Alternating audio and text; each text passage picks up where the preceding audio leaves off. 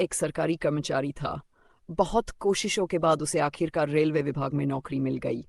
लेकिन जितना वह इस नौकरी को लेकर खुश था, उतना ही बेचैन भी, क्योंकि उसकी पोस्टिंग भारत के सबसे रहस्यमयी और डरावने रेलवे स्टेशन पर हुई थी, जो वर्षों से अजीब घटनाओं के लिए कुख्यात था।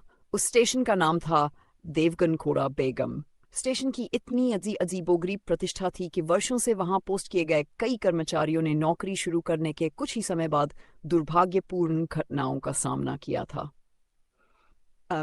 अनिश ने अपने बचपन में अपनी दादी से इस स्टेशन के बारे में कई अजीब कहानियां सुनी थीं। अब जब उसकी पोस्टिंग वहां हो चुकी थी, तो वह नौकरी छोड़ नहीं सकता था, क्योंकि उसके परिवार की आर्थिक स्थिति बहुत खराब थी। एक दिन उसकी ड्यूटी का समय बदल गया। अब अनिश की नाइट शिफ्ट लगा दी गई थी। उसने अपनी चिंता जताते हुए कहा, मुझे नहीं लगता कि मैं इस स्टेशन पर रात को अकेले रह सकता हूं। जो कुछ मैंने इसके बारे में सुना है, उसे ध्यान में रखते हुए उसके अधिकारी ने जवाब दिया, अनिश, इस नौकरी में नाइट शिफ्ट भी ड्यूटी का हिस्सा है। तुम्हें इसे अपनाना ही होगा। जहां तक इस स्टेशन की बात है, यही तुम्हारा कार्यस्थल है, तो इसकी आदत डाल लो।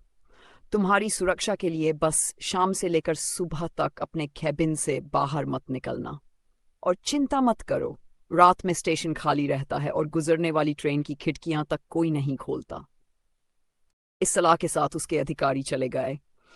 लेकिन अनिश ने जो कहानियां सुनी थी, उन्होंने उसे रात में वहां अकेले रहने को लेकर बेचैन कर दिया।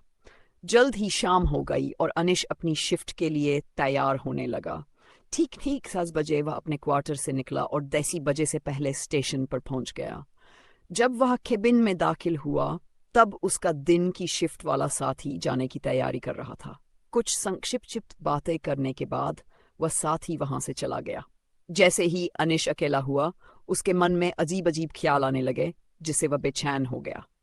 खुद को ध्यान भटकाने के लिए उसने अपने फोन पर कुछ संगीत चलाया और कुर्सी पर आराम करने की कोशिश की। अचानक उसे लगा कि किसी ने धीरे से उसका नाम पुकारा, अनिश, अनिश।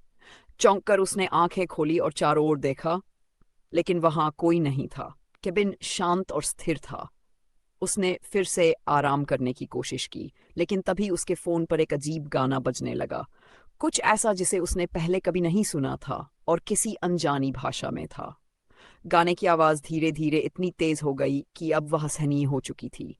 उसने अपना फोन बंद करने के लिए उठाया, लेकिन फोन की स्क्रीन पूरी तरह काली हो गई और वह उसे बंद नहीं कर सका। जैसे ही वो कानफोड़ू शोर रुका, उसने कैबिन के दरवाजे पर दस्तक की आवाज सुनी। उसका दिल तेजी से धड़कने लगा। इस वक्त दरवाजे पर कौन हो सकता है, खासकर जब प्लेटफॉर्म पूरी तरह खाली था। अपनी हिम्मत जुटाते हुए उसने बाहर की ओर आवाज लगाई, कौन है? बाहर से एक लड़की की आवाज आई, कृपया मेरी मदद करो, मैं मुसीबत में हूं। उसे अजीब लगा कि इस देर रात स्टेशन पर कोई हो सकता है, खासकर एक लड़की। लेकिन उसकी बेचैन दलीलें सुनने के बाद उसे दरवाजा खोलने के लिए मजबूर महसूस हुआ। वहां उसके सामने एक लड़की खड़ी थी, जिसकी खूबसूरत उपस्थिति बिल्कुल सपनों जैसी थी। वह डरी हुई लग रही थी और रात भर के लिए कैबिन में पनाह मांग रही थी, यह समझाते हुए कि वह खतरे में है। अनीश उसकी उपस्थिति से मंत्रमुग्ध होकर उसे अंदर आने की इजाजत दे दी। उसने बताया कि वह किसी से प्यार करती है और उसके साथ भागने का प्लान बना रही थी, लेकिन उसके परिवार को पता चल गया। डर के कारण वह सुरक्षा के लिए स्टेशन पर आ गई थी। उसने अनुरोध किया कि वह सुबह तक कैबिन में ठहर जाए, जब उसका प्रेमी उसे लेने आएगा। अनीश मदद करना चाह रहा था, बोला, चिंता मत करो, तुम यहाँ सुरक्षित हो। मैं तुम्हारे लिए थोड़ी चाय बना देता हूं ताकि तुम शांत हो सको। जब वह चाय बना रहा था, उसे एक अजीब आवाज सुनाई दी, जैसे कोई हंस रहा हो, लेकिन वह आवाज असहज कर देने वाली थी। घबराकर उसने चाय गिरा दी और रसोई से बाहर भागा, लेकिन उसने देखा कि लड़की गायब थी और दरवाजा पूरी तरह खुला था। फर्श पर हल्के लाल निशान थे, जो केबिन से बाहर की ओर जा रहे थे। लड़की की सुरक्षा को लेकर चिंतित, अनीश उन निशानों का पीछा करने लगा। उसे फिर से उसकी आवाज सुनाई दी, लेकिन जैसे ही वह करीब पहुंचा, उसने जो देखा, उससे वह हैरान रह गया।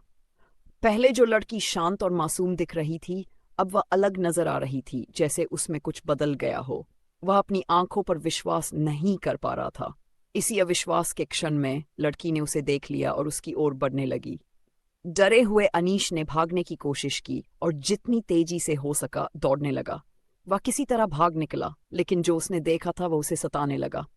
अगली सुबह अनीश अपने कैबिन में जागा। उसे उलझन महसूस हो रही थी। प्लेटफार्म पर भीड़ इकट्ठी थी और जब वह देखने गया कि क्या हो रहा है, तो जो उसने देखा उससे वह स्तब्ध रह गया। वह खुद का निर्जीव शरीर देख रहा था। अन्य कई लोगों की तरह अनीश ने भी स्टेशन की अजीब किस्मत का सामना किया था। तुम्हें कभी इस रेलवे स्टेशन पर एक रात बिताने का मौका मिले तो क्या तुम हिम्मत करोगे? शायद अनीश की तरह तुम्हें भी कोई मदद मांगता हुआ मिल जाए।